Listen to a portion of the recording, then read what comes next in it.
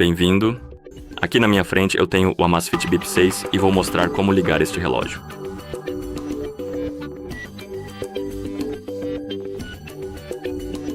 Para ligar este relógio, precisamos pressionar e segurar o botão inferior e continuar segurando até ver o logo da AMAZFIT na tela. Leva cerca de, não sei, talvez 5 ou 10 segundos. Então continue segurando o botão.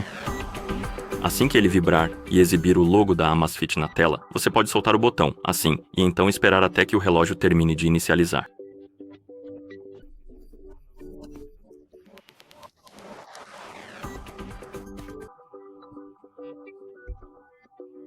Como você pode ver, agora você está no sistema, e é assim que você liga este relógio.